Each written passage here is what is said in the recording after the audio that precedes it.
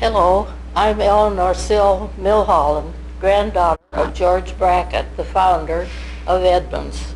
Welcome to the early history of Edmonds, Washington. Edmonds is located on a sloping hillside north of Seattle and south of Everett.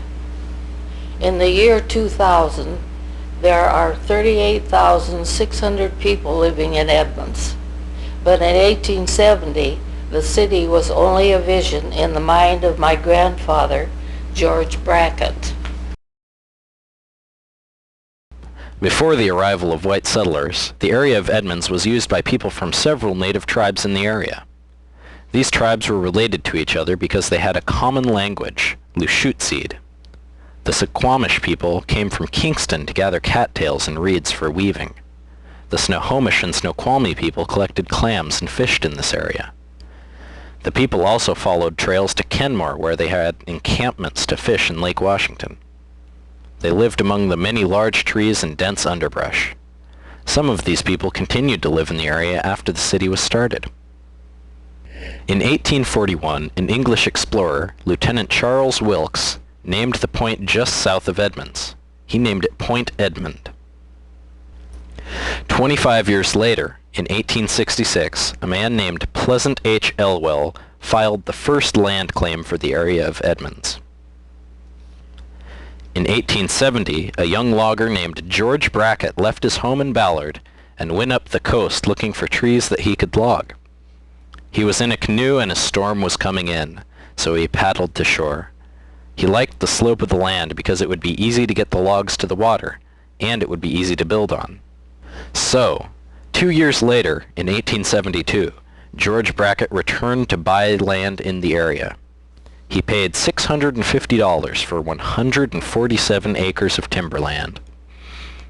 This land was sold to him by the Fowler brothers and M.H. Frost, who had bought the land from Mr. Elwell. George Brackett was married in 1875 to Miss Etta Jones. In the next year, he had a son, George Jr. In 1876, George Brackett moved his family to the land he had bought. He brought along his oxen and his logging equipment. He built a temporary house and started his logging operation. The Brackett's second child was a girl, Fanny Brackett, who was born on August 3, 1879. She was the first white child born in Edmonds. Over the next few years, the area where the Bracketts lived was known as Brackett's Landing. From 1876 to 1883, settlers were arriving in the Brackett's Landing area. They arrived by boat because the woods and undergrowth were too dense for travel by land. These settlers began homesteading, building wharves and starting businesses. In 1883, the first sawmill was built inland by Mr. Charles Breed. Also in 1883, George Brackett built a public wharf to serve as the town's boat landing. It was at the foot of Bell Street. He also built a small general store near the wharf. This was the first store in Edmonds, and the Bracketts also lived in part of the building. The next year, 1884, was an important year for Edmonds. George Brackett sent in an application to start a post office. When the application was accepted, he had to think of a name for the town. Brackett was a long-time admirer of Senator George Edmonds of Vermont. Also, he may have known about the point south of Edmonds having been named Point Edmond. So, Mr. Brackett chose Edmonds as the name of the town. When the name of the town was sent to the Postal Service office in Washington, D.C., the clerks there read Mr. Brackett's handwriting as Edmonds. No one corrected the mistake, and the town was named Edmonds. The first post office was in George Brackett's store. The mail was carried by a man on horseback. He went along Indian trails through the woods between Edmonds and Bothell once or twice a week. Also in 1884, the Edmonds School District No. 15 was started. Classes were held in Mr. Brackett's feed barn at the corner of 3rd and Edmonds Street. Lighting was kerosene lamps, and there was no running water or indoor plumbing. There were 6 students enrolled, and their teacher was Miss Emily Box. Miss Box did not have her own apartment. She stayed at each student's house for a while before moving on to the next student's house. The teacher's salary was $20 per month. Some of the students lived too far away to walk to school, so they stayed with a family in town during the week and went home on weekends. In 1886, the first one-room schoolhouse was built.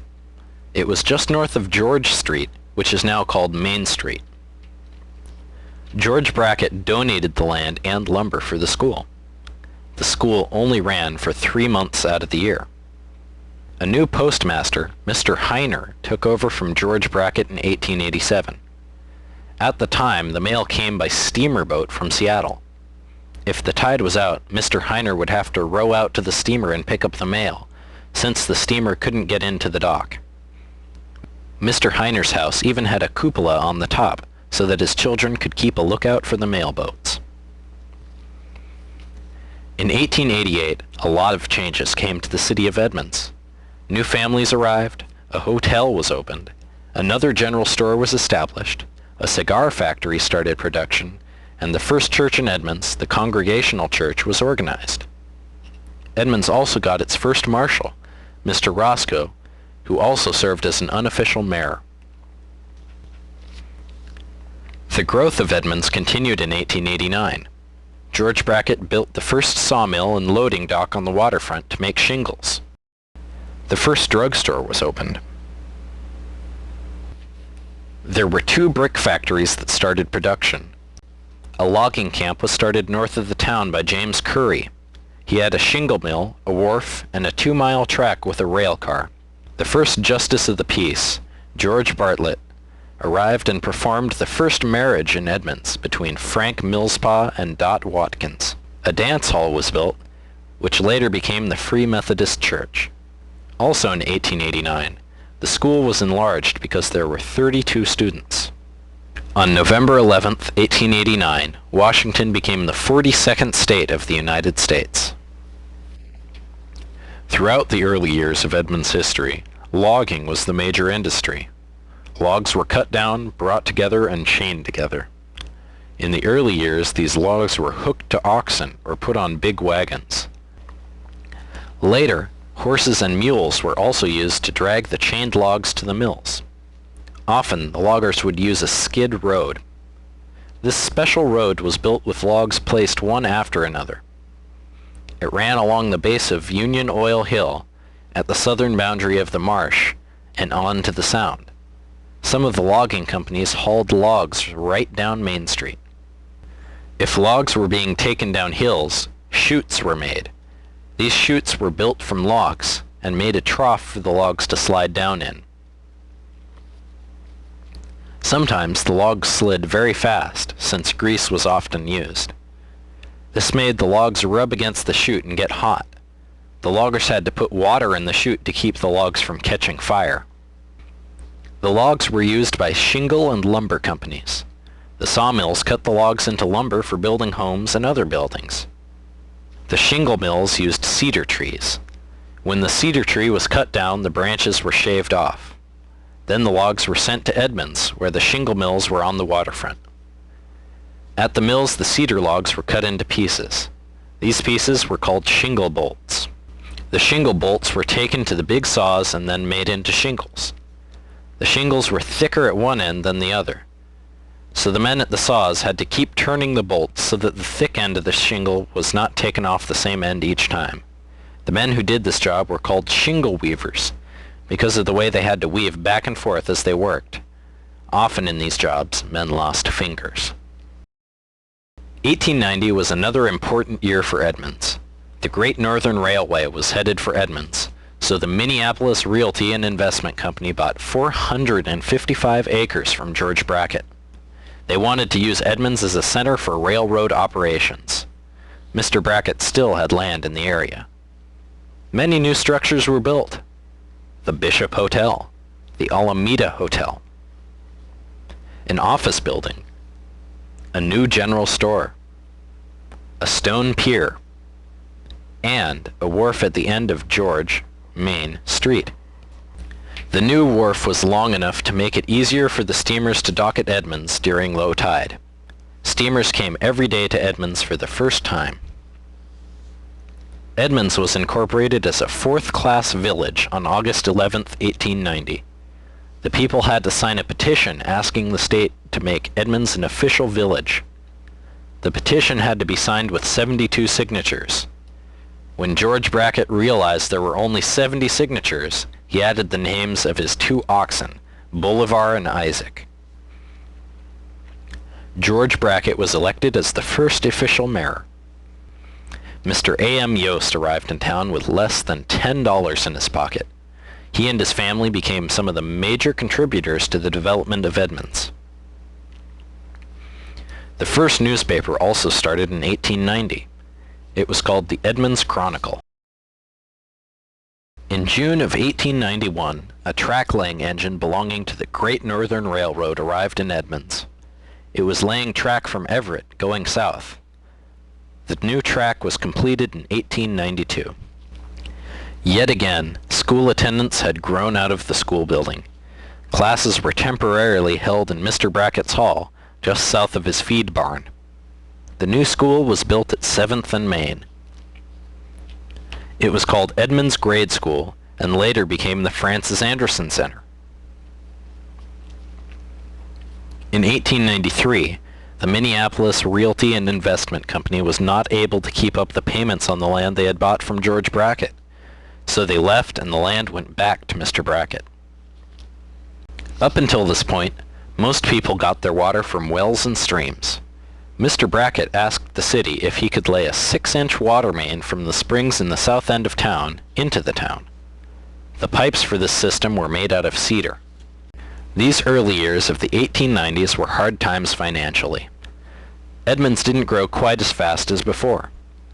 But there were many businesses, and in 1894, a company from Pennsylvania was given 120 acres to build an iron foundry.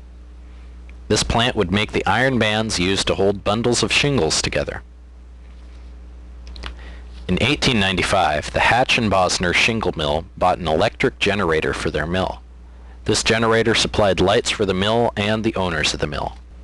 In 1899, a tax was established to pay for improving the streets.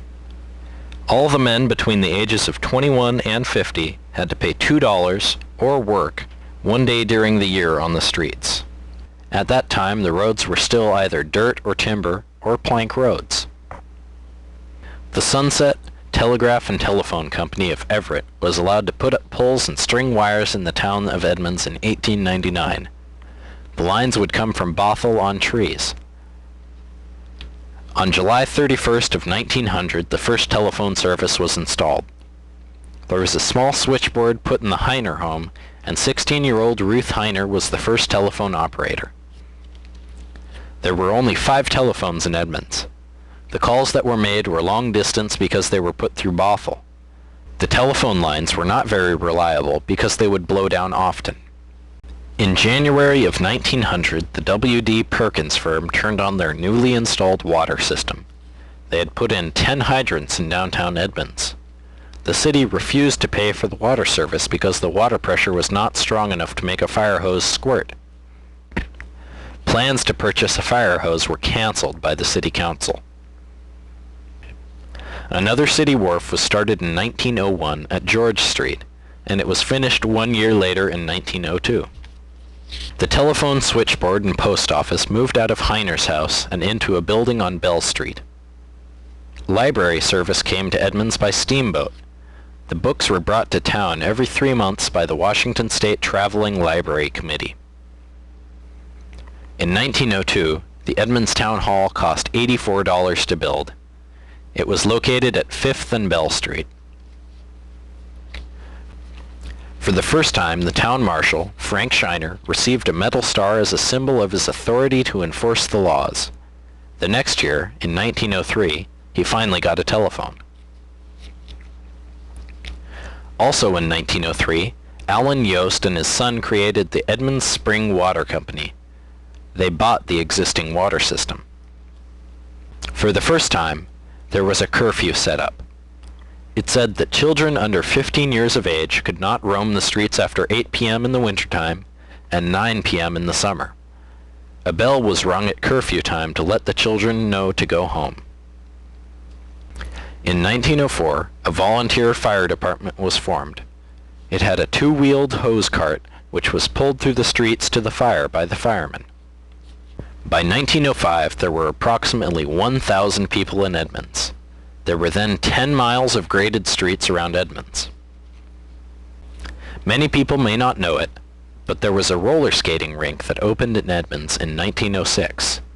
It was located in Keeler's Pavilion on 2nd Street. In the 1900s, farming was thriving in the area around Edmonds. Some of these farmers had come from Sweden, and the area where they lived in the north end of town was called New Sweden. Strawberries were grown to be sent by train to Seattle and other destinations. Later, as roads were put in, and people came through Edmonds by car, the farmers set up stands along the road to sell directly to people out for a drive. Eventually, the strawberry plants were destroyed by insects called strawberry weevils, and the farmers began growing cherries. In 1908, the town council bought a 10-acre tract on the west side of 3rd Avenue from Emma H. Urban for $4,000. They planned to make this area into a city park. The population of Edmonds at that time was 1,546. Edmonds had an election to raise the town from a 4th-class town to a 3rd-class city. The people voted to support this change. In 1910, John Lockwood, the new librarian of the Edmonds Library, received a gift from Andrew Carnegie to build a new library on 5th Avenue near Bell Street. The building was completed in 1911. When it was completed, the city also used the building for city offices, which were under the library. A new high school had been planned in 1909 and was completed in 1910. In May of that year, the high school graduated its first class. The Great Northern Railroad put a second set of tracks through Edmonds. This allowed 8 trains to stop each day. However, the train service was unreliable due to landslides, bad weather, and poor track conditions. A.M. Yost became the first resident of Edmonds to own a car. His family went on to open an automobile agency and service station, and to operate a bus service both for transporting students to the schools in Edmonds and to take people to Seattle. Gordon Maxwell, a former mayor of Edmonds, recalled that Mr. Yost often let the high school students drive the school buses. In 1912, laws were passed to set speed limits in Edmonds. These limits were 10 miles an hour in the business district and 15 miles an hour elsewhere. For several years after this, many projects were completed to improve the roads around Edmonds. Some of the roads were paved with brick, and later many roads were paved with concrete. Main Street, from 5th to 9th, was finally paved in 1928. Fires.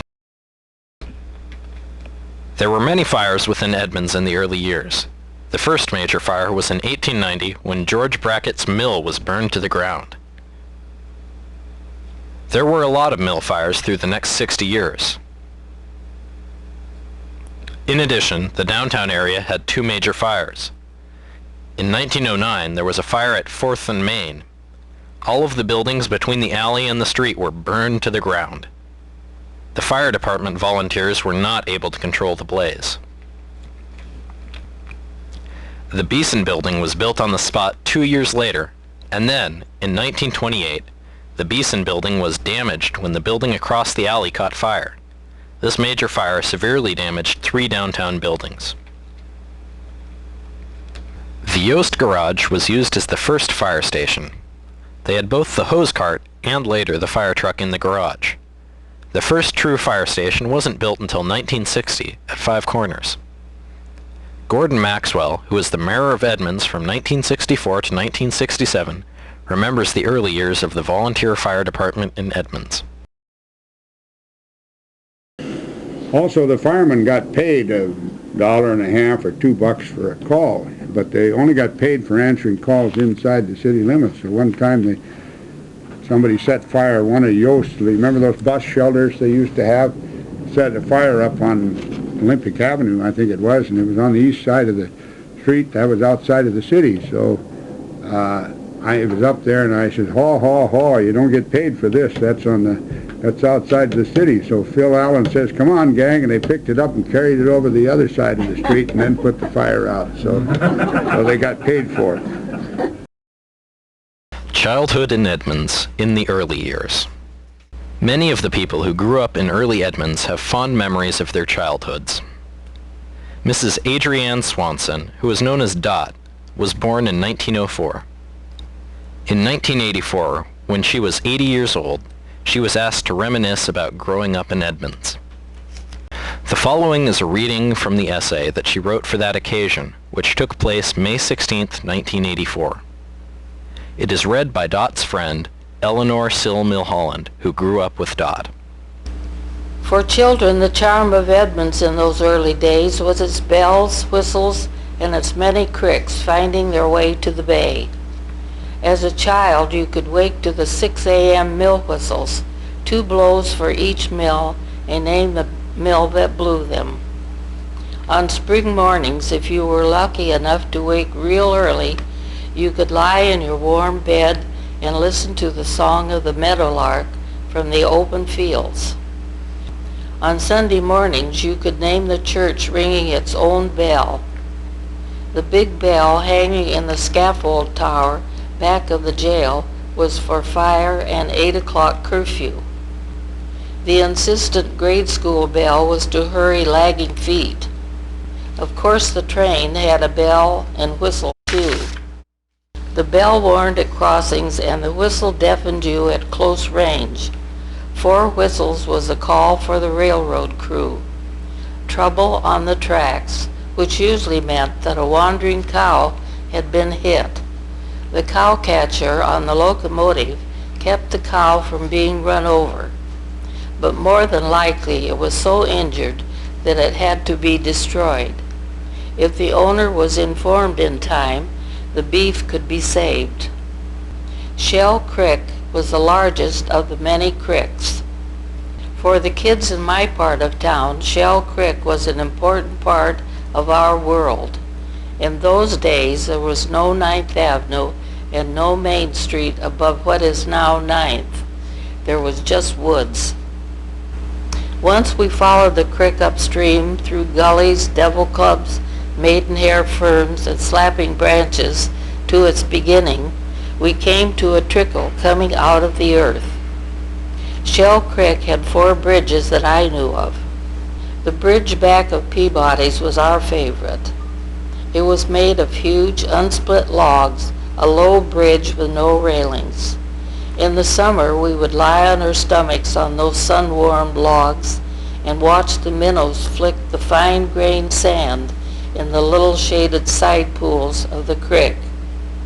Or if it was real hot, we would take off our shoes and stockings and jump into the creek for cooling. We called it splashing. That place was like a page out of a lovely storybook, an open area protected by surrounding trees, maples, wild cherry, hazelnut, fir, alder, and a rare spruce. Birdsong and the babbling of the creek echoed through the woods. Now and then a chipmunk or a frightened pheasant caught our attention. The clean-smelling beaches were ours for sand castles and swimming. The log booms were our diving boards, and we warmed our shivering selves in the steam escaping from the pop-off valves of the shingle mill nearest us. On glorious springtime Saturdays, free from school, the day wasn't wasted, even if a rainstorm threatened. Sap was running in the alder and elderberry trees, and we would make a dash for the nearest swamp and woods for branches. Then back to our woodshed with its wood-chip-covered earth floor and blocks of wood to sit on, as we fashioned our whistles from the alder and squirt guns from the elder. The rain on the roof seemed to try its darndest to drown out our laughter. Our alley was for playing marbles, scrub baseball, hide-and-go-seek, and run-sheep-run. Our street was for pump-pump pull-away until a curfew rang. We walked on homemade stilts, rode our wagons, and skated on the new cement sidewalk and flew homemade kites. The bells and the whistles and the small creeks are gone, and the fields with their song of the lark have vanished. Edmonds has grown up.